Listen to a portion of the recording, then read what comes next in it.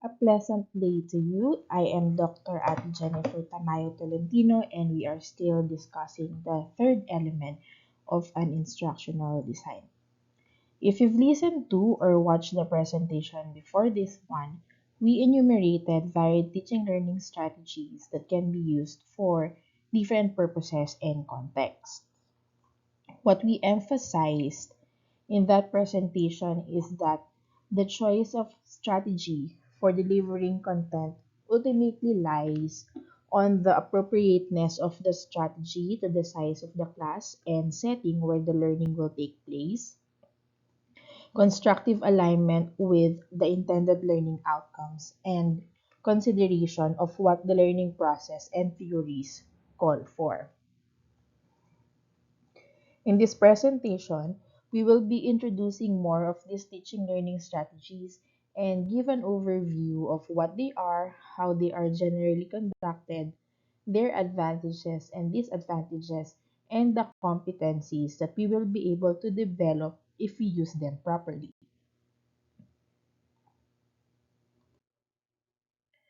We will start off with flipped classroom to be followed by team-based learning, strategies for small group learning, and then strategies to develop psychomotor skills or clinical skills. Our outcome for this presentation is for us to be able to describe varied teaching learning strategies that promote active learning and acquisition of skills. The other two outcomes enumerated here, we will target this through our workshop, but while listening or watching this presentation, you can already start thinking of teaching learning strategies that you think will be appropriate and align with your course outcomes. In a traditional classroom, the lecture is given by the teacher inside the classroom, and activities in which the students can apply their learning are to be done outside, most often on their own, but in some instances, students are grouped to work together. The prevailing criticism with this setup is the passive role of the students during in-classroom activities. Second is the lack of guidance in the development of higher order thinking skills because the students do the more active learning activities outside, most often nga on their own, so the teacher cannot help in facilitating the learning process. And third, there is no platform for formative assessment because the usual practice is that the homework serves as summative assessment already, so the teacher cannot reinforce the student's performance anymore by giving feedback while the students are performing. Because of this, flipped classroom emerged in mid 1990s. Flipping the classroom at its most basic level is the practice of assigning didactic material that is traditionally covered in lectures to the learners for them to study it before class while using face-to-face time for more engaged and active learning. Literally, binaliktad siya. Nauna yung homework bago yung in-classroom session. But the main difference here is the nature of the homework. In a traditional classroom, the purpose of the homework is for application of what have been learned inside the classroom. In a flipped classroom, the homework is the lecture or the didactic material that will prepare the students for the application that will be done inside the classroom. Just like what we are doing now, we are currently implementing a flipped classroom. Flipped classrooms address the concerns raised with a traditional classroom. And looking at these two models from the lens of Bloom's taxonomy of cognitive domain of learning, in a traditional model, Lower order thinking skills are developed inside the classroom, while higher order thinking skills become the sole responsibility of the students. While in flipped classroom, lower order thinking skills are cultivated outside the classroom and higher order thinking skills are fostered inside the classroom with students and teachers working together. The core elements of a flipped classroom include assigned pre-class content, formative assessment, working on learning gaps, developing competency, and the teacher's role as guide on the side. Each of these elements offer multiple educational advantages. One advantage is the use of online videos or e-learning modules to teach knowledge, skills, and attitudes, as well as provide content for learners with various learning styles. Learners also gain the ability to control the speed and bookmark sections as well as review concepts before and after class, which in turn effectively develops their self-directed learning skills and account for the different rates the students learn. Additionally, formative assessment can evaluate the development of multiple competencies and elicit learning gaps. Identifying learning gaps is a pivotal process as data on learning gaps enable teachers to mitigate the variance in learners' competency and recommend self-directed instructional activities. Flipping the classroom allows for more engaging activities inside the classroom to elicit students' active participation and experimentation. That is why flipped classroom can be combined with other teaching learning strategies. Rather than it being a teaching learning strategy, it is more of a framework that allows the combination of several teaching learning strategies. Team-based learning, or TBL, is a model for flipping the classroom that allows a single teacher to conduct multiple small groups simultaneously in one classroom. It stresses the importance of out-of-class learning based on learning outcomes, emphasizes the importance of holding learners accountable for attending class, prepared to participate, and provides guidelines for designing group learning tasks to maximize participation. Team-based learning is an innovative method to teaching and learning that incorporates collaborative, student-centered, and self-regulated learning. Through a specific sequence of individual and group tasks and assessment, group discussion, and immediate feedback, with an element of a flipped classroom approach, TBL provides an opportunity for application of conceptual knowledge and development of problem-solving skills. Collaborative decision making is also an aspect of this strategy. There are 6 steps in TBL, which starts with pre-class preparation. Here in this step, students are required to read the learning materials given to them before the TBL session. This helps them prepare for the actual activity as they initially learn the concepts or topics that will be covered. So this is the flipped classroom element of the TBL. The second step is the Individual Readiness Assurance Test, or IRAT, which is composed of MCQs or multiple choice questions that are to be answered by the students individually at the start of the session. This assesses the baseline knowledge of the students and gives an idea of how prepared they are. This is followed by the Team Readiness Assurance Test, or TRAT, which is typically the same which typically uses the same test used during IRAT. The difference is that there is now an opportunity for the members to discuss until they arrive at an answer for the group. The discussion can enrich their understanding of the concepts. The fourth step is immediate feedback or clarification. This is where the teachers discuss further the items in the test.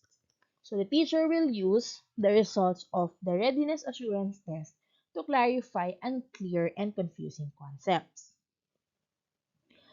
Step 5 is clinical problem solving activities in which the small group of students apply what they have learned to actual patient cases or clinical problems that simulate real life situations.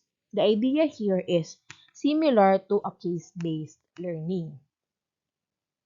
And then the last step is conclusion, which synthesizes all that has been discussed and experienced during the TBL session. Some teachers opt for an additional step before the conclusion, which is peer evaluation. In peer evaluation, the students provide feedback about the performance of their group mates. To use TBL in the classroom, it is critical that everything is planned carefully, from curating the pre-class preparation materials, constructing the tests, selecting or developing the cases for the problem-solving activities, and the grading rubric for the peer evaluation if it is to be included in the design. For the pre-class preparation materials, if a slide presentation will be used, include at least an audio recording, and ensure that other reading materials support the information given in the presentation. When constructing tests, start with a test blueprint or a table of specifications so that valid questions will be developed. Select or develop a case that is appropriate for the topic and simulate real-life setting if an actual patient case is not available. When deciding the small groups, employ a transparent process and form groups with diverse mix of students. If peer evaluation is included in the design, and when it is being done for the first time, orient the students to the task and purpose and the value of doing it. While TBL is a strategy for small group learning, there are other strategies that can be used for the same purpose. Learning in small groups has several advantages. First, it offers a less threatening environment. One problem identified in large group settings is the big number of students in the class that is to some discomforting and overwhelming. Students also tend to have less courage to ask questions. Nahihiya silang magtanong kasi baka pagtawanan sila. Learning in small groups offers a less threatening environment wherein anyone can ask their questions without fear of being laughed at. It is also easier to form relationships among members and interact with each other, so the learning environment becomes comforting and not as overwhelming as it is in case of large groups. And because students can ask questions, it promotes active learning. Learners do not just remain passive due to the small number in the group, but the less threatening environment offers opportunities for sharing of insights and concerns and allows for collaborative learning through enriched discussions. In small group learning, each member of the group is expected to contribute during activities. There is also more opportunity to direct their learning course, so students are further expected to take more responsibility for their learning rather than solely rather than relying solely on their teachers, thereby promoting self-directed and reflective learning. Small group learning also develops communication, and higher order thinking skills, including problem solving, critical thinking, analyzing, evaluating evidence, logical reasoning, and synthesizing. Small group learning strategies may be used depending on the objectives of the activity, which may be to generate ideas and opinions, clarify and or build consensus, or practice or play certain roles.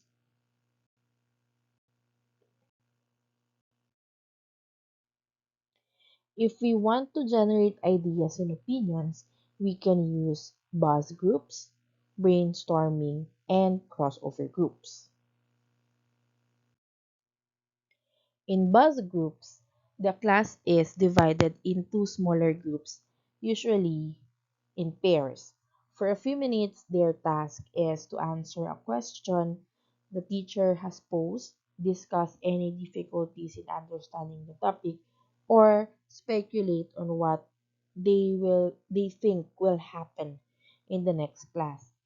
At the end of the bus group session, the teacher can either continue with the lecture or check the results of the activity by asking one or two groups to present their views. In this diagram, the circles represent the students and the arrow indicates the direction of the interaction between and among the students. So we can see here that each member of the pair has to participate in the discussion. There are variations that use bigger size of the group as long as it still qualifies under the definition of a small group. A maximum of 7 members can be grouped if there would be no leader, and a maximum of 12 members can be grouped if there is a leader. Some studies form students up to 15 members.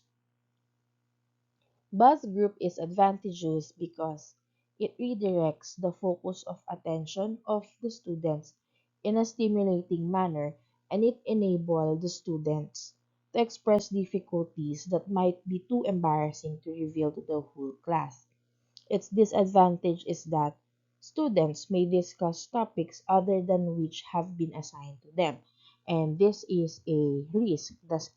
This is a risk that is common to all small group learning strategies.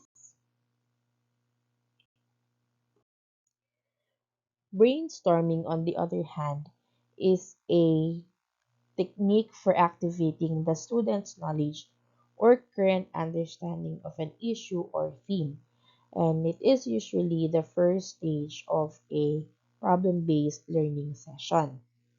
In brainstorming, the first step is to select a topic or an issue for discussion. Then the students will be asked to share their ideas about the topic without going in depth or giving any criticism on each idea presented by the students. The third and last step is to revisit the ideas to see which are important or to determine which one needs further discussion. The answers can be used to provide material for the next part of the lecture or to give the learners an idea where they are before they proceed.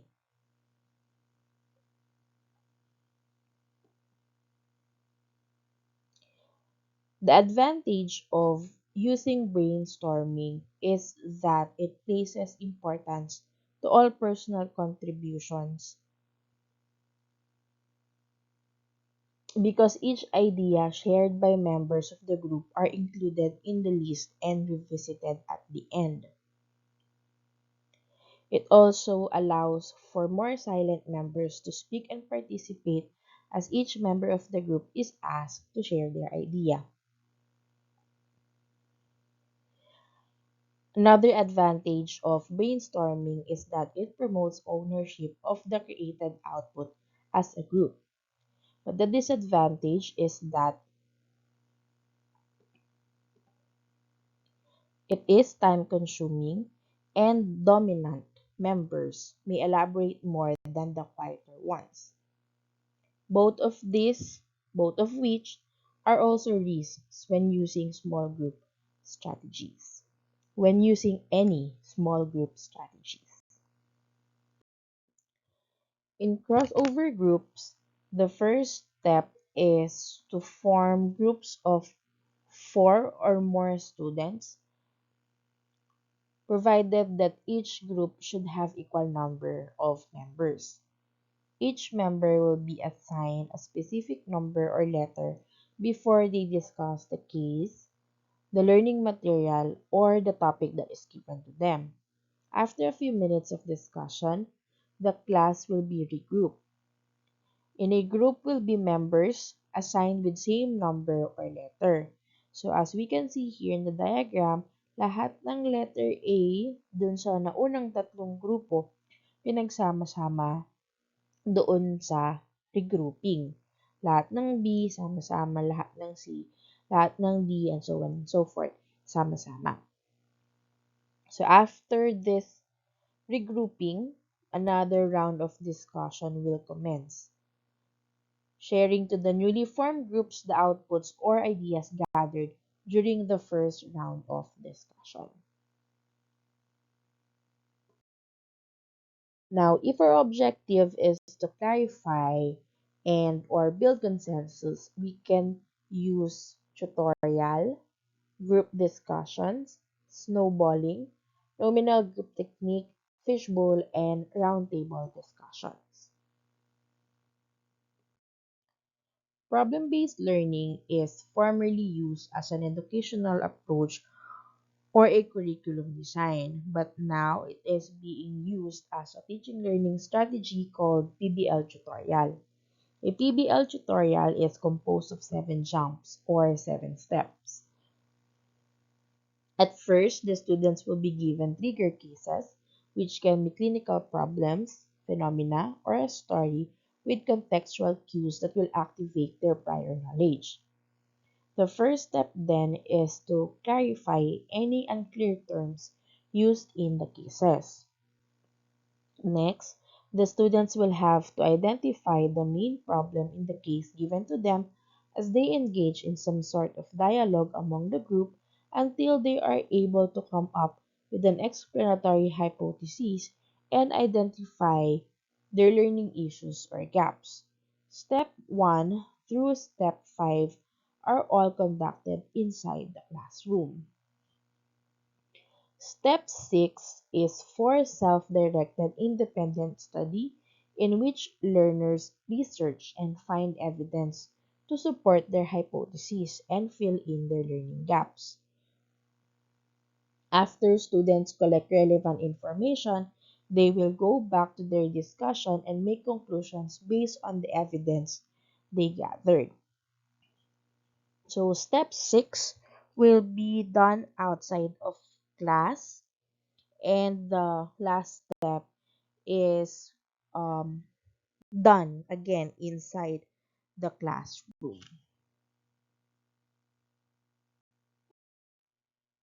The major educational goals of PBL include structuring of knowledge for use in clinical context, in biomedical model of medical training, or the Flexnerian or traditional approach, since the focus is the science behind patient care, the standards require that students master the knowledge behind the discipline, but in most cases, the integration of that and how it should be applied in actual delivery of care, that is what's missing, which the PBL approach tried to fill in. The second educational goal of PBL is developing an effective clinical reasoning process which can be exemplified as students undergo the 7 jumps in PBL tutorials.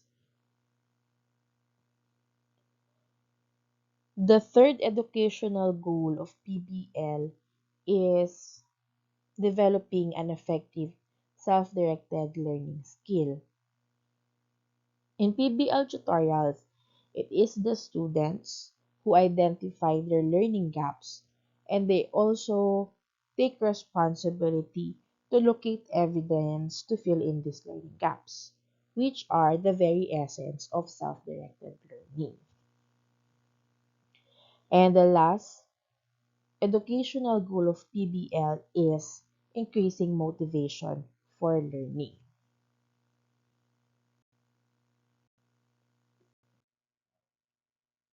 Next is snowballing, which is actually an extension of the buzz group.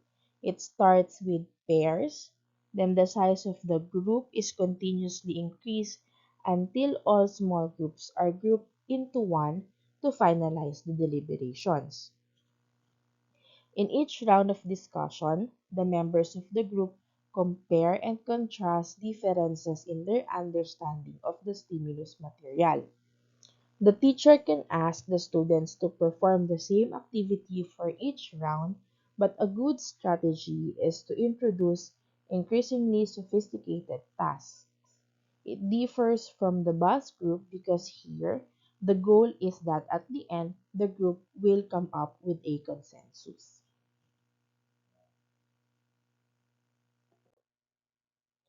The advantages of snowballing include it determines the level of the student's development and understanding of a subject matter, allows for clarification of ideas and values, and effective in eliciting participation among the students.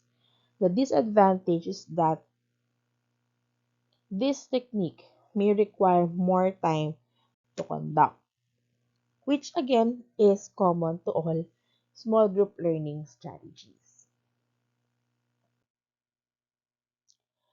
Nominal group technique, meanwhile, is a formal, systematic, and democratic way of deciding on a solution to a problem or issue. It proceeds in six phases, with the last two as optional stages. First, the leader gives a statement of the problem or the issue to be discussed. The leader usually writes it in a black or white board. After that, each member shares their ideas in a round robin fashion, and these ideas are written below the statement of the problem. The round robin sharing of ideas assures participation by all members. After each member have contributed, each idea is discussed by the group, focusing more on clarifications. The fourth step is for the members of the group to rank each solution or idea depending on the criteria, and then the leader will average this. They will end up with the list of solutions that are democratically agreed upon by the group. The optional step 5 is a short discussion of the vote, and optional step 6 is revoting if necessary. The advantages of using NGT is first, it helps in the prioritization of issues because the group will be tasked to discuss only one problem, then the group will have to identify which one to address first. It assures participation by all members because all members have to contribute a solution or idea to the problem in a round robin manner. Plus, they also have to vote at the end. It encourages students to confront issues on a problem solving basis. So it because it undergoes 4 to 6 phases, it becomes systematic.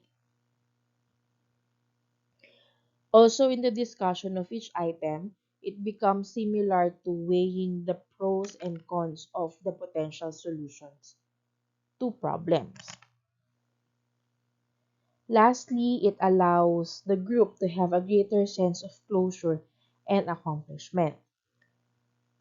The disadvantages include extended advanced preparation, so it can be implemented spontaneously, like snowballing or bass groups. Another disadvantage is that it is difficult to change topics in the middle of the activity. Because if the students will change topics, then they have to start from step one or from phase one again. And it also requires agreement from all participants to use the same structured method, which some students may resist.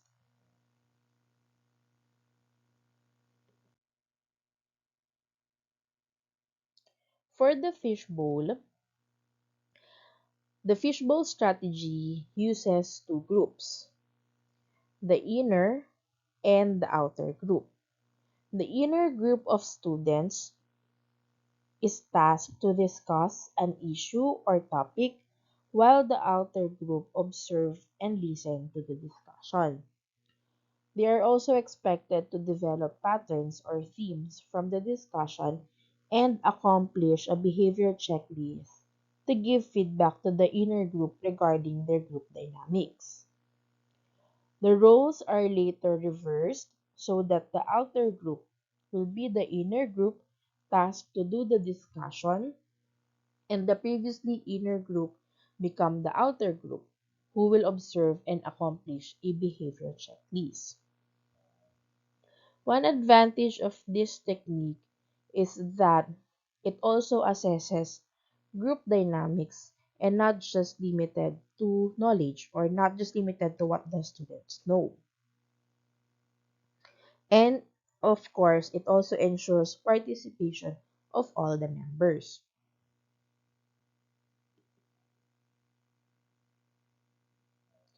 The main disadvantage is that it requires preparation, especially in making the behavior checklist, giving feedback, and developing patterns or themes.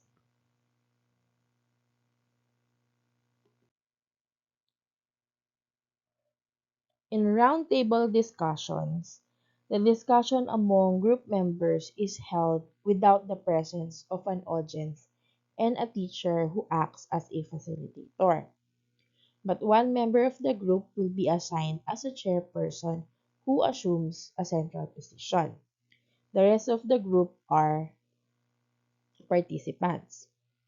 After assigning the roles, the objectives or outcomes are set with the end goal to come up with an answer to the question at hand. The role of the chairperson is to encourage participation from the members of the group and to engage them in a free interchange of ideas and opinions. It is also the role of the chairperson to control the discussion such that it is geared toward the activity's objectives.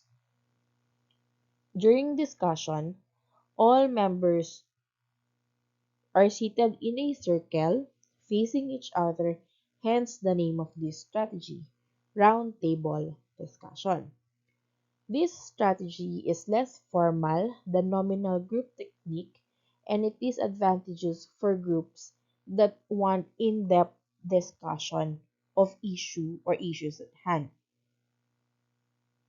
Since all participants are encouraged to contribute their ideas, it is also a good strategy to elicit all the members' participation.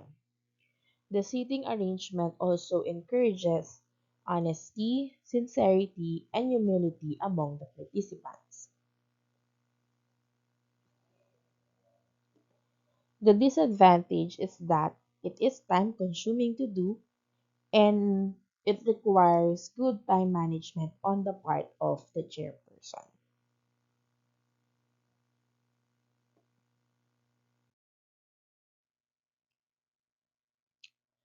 If we want the students to practice or play certain roles, we can use role playing, games, or simulation. Role playing is one of the most popular, but not necessarily the most favored, small group learning strategy.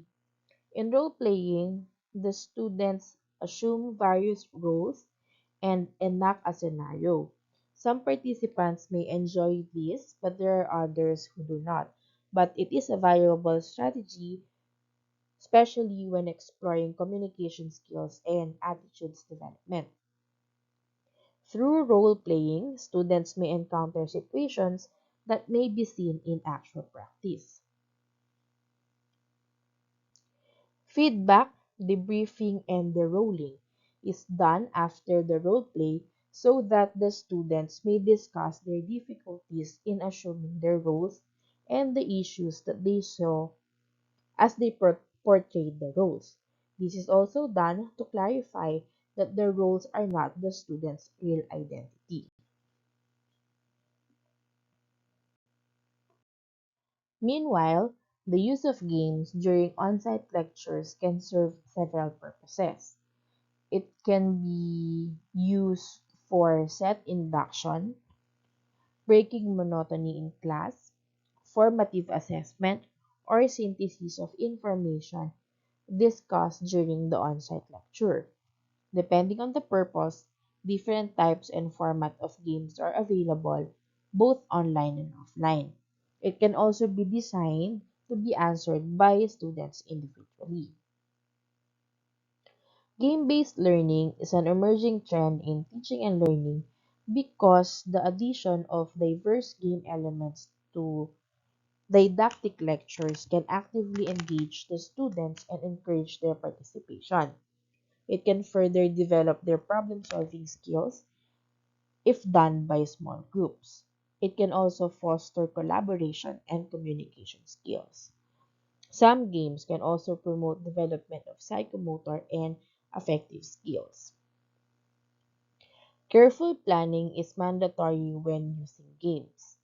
It is important that the students understand the purpose of using it so that the activity culminates with achieving the learning outcomes of the session. Most students will remember the game, but not really the purpose of it. Consequently, when designing instruction using game-based learning, select a game that is appropriate with the learning outcomes of the session, and conduct a trial test before implementation to ensure that the activity will run smoothly.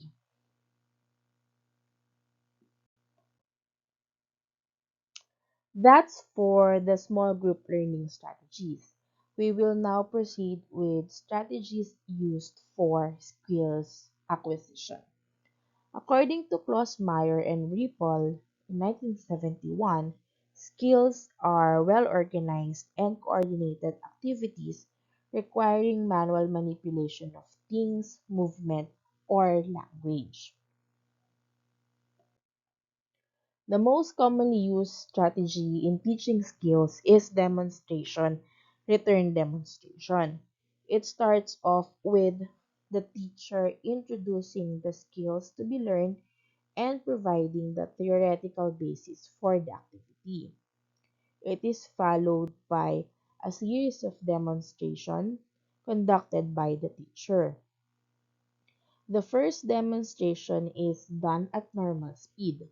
Alternatively, a film or video can be presented. The performance is repeated by the instructor while details and full explanation on unclear steps are provided. The students are encouraged to ask questions and clarifications. The performance is repeated by the instructor for the third time, but this time the next step is elicited from the students before carrying it. After this, the students start practicing the skills on their own or in pairs until they can perform the skills already. What is critical at this point is the close supervision by the instructor and providing feedback while the students are practicing and when they are performing. Demonstration by teachers and then by students underpin the value of explaining, questioning, and giving constructive feedback.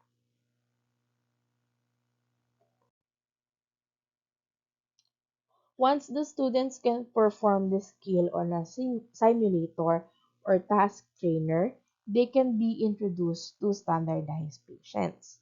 Standardized patients, or SPs, refer to individuals who are trained to simulate patients with medical conditions or actual patients who are taught to present their illnesses or diseases in a standardized manner.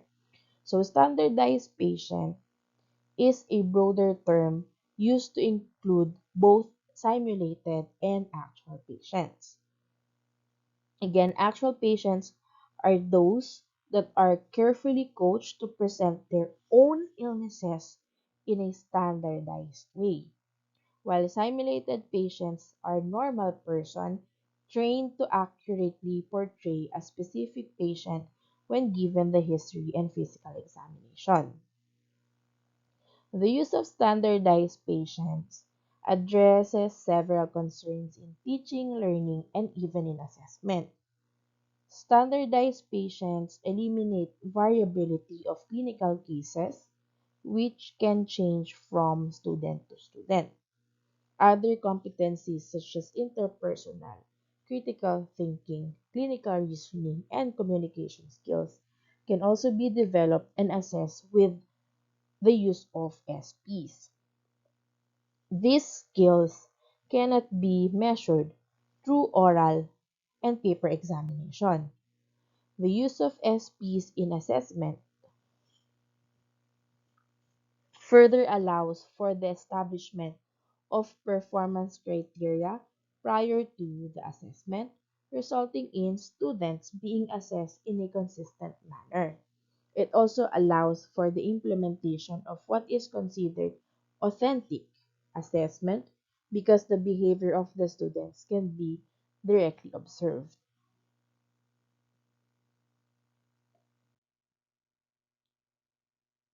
With standardized patients, teachers can carefully plan patient encounters for the student at any time in their medical training and in any setting.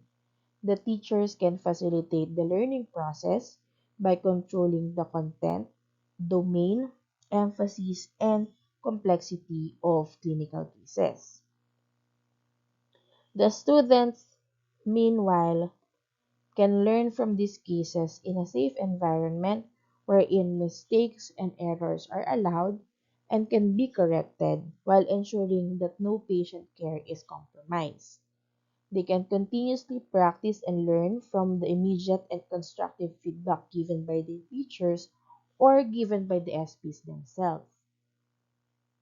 This allows for a smooth transition to real patient care because the medical students are more confident of their skills.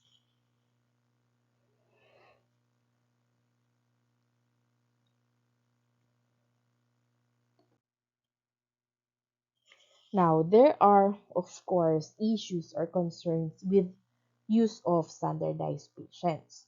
The first is the length of time for training the SPs. Being a standardized patient, it is more than just memorizing a script, but they should be able to understand it is to be what it is like to be the actual patient with the feelings and problems the patient have. Another concern is the validity and reliability of using SPs in assessment. To ensure this, SPs should be consistent and accurate in portraying the clinical presentation during repeated encounters with students. So that is related to and that is why training SPs is critical when using it for teaching, learning, and assessment.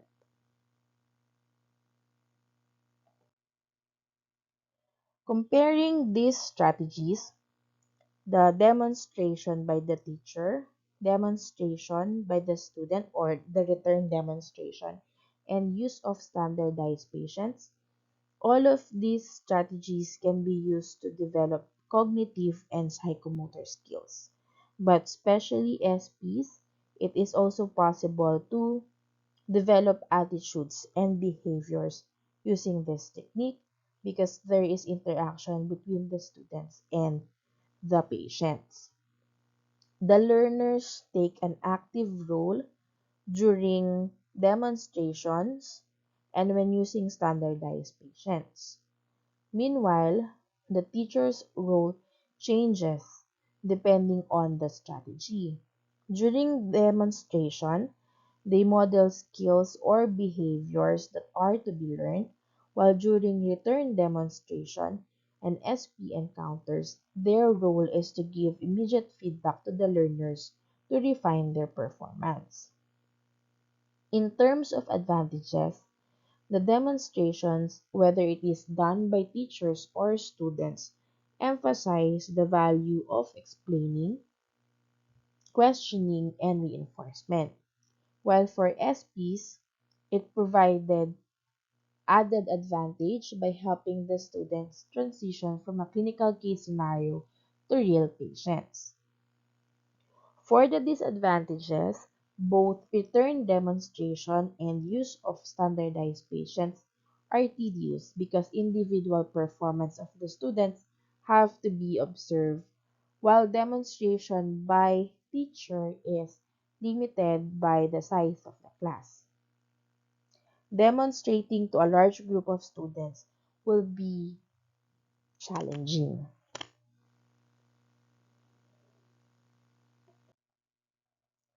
So there we have introduced flipped classroom, team-based learning, several strategies for small group learning, and for skills acquisition.